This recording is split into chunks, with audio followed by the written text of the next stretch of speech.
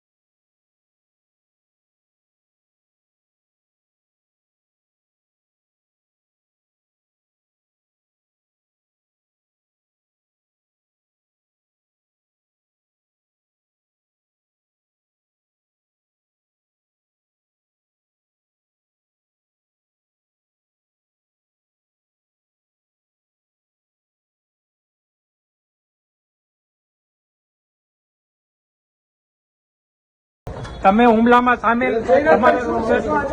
જયરાજભાઈ છે તમે સીધા છે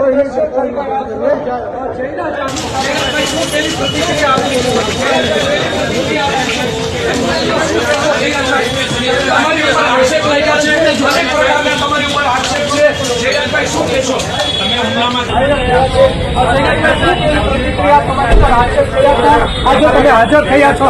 જયરાજભાઈ શું પહેલી પ્રતિક્રિયા આપની? બગદાણામાં કોળી યુવક નવનીત બાલદિયા પર થયેલ હુમલા કેસમાં અંતે લોક ગાયક માયાભાઈ આહિરના પુત્ર જયરાજ આહિર સીટ સમક્ષ હાજર થયા છે. નવનીત બાલદિયાએ પોતાના પર થયેલ હુમલા પ્રકરણે માયાભાઈ આહિરના પુત્ર જયરાજ આહિરનો હાથ હોવાનો આક્ષેપ કર્યો હતો અને આક્ષેપ કરી રહ્યા છે. 2 દિવસ પહેલા સીટ સમક્ષ નિવેદન આપવા આવેલા નવનીત બાલદિયાએ હુમલા કેસને લઈ સીટને 15 પુરાવા આપ્યા હોવાનો દાવો કર્યો હતો. નવનીત બાલદિયા પર થયેલ હુમલાના ગાંધીનગર સુધી ઘેરા પડઘા પડ્યા બાદ સ્પેશિયલ ઇન્વેસ્ટિગેશનની ટીમની રચના કરવામાં આવી હતી. ટીમ દ્વારા કેસ સાથે સંકળાયેલા પોલીસ ઇન્સ્પેક્ટરો અને ભોગ બનનાર નવનીત બાલદિયાનું નિવેદન લીધા બાદ આજે જયરાજ આહિરને હાજર થવા સંમત પાઠવવામાં આવતા જયરાજ આહિર આજે હાજર થયા છે.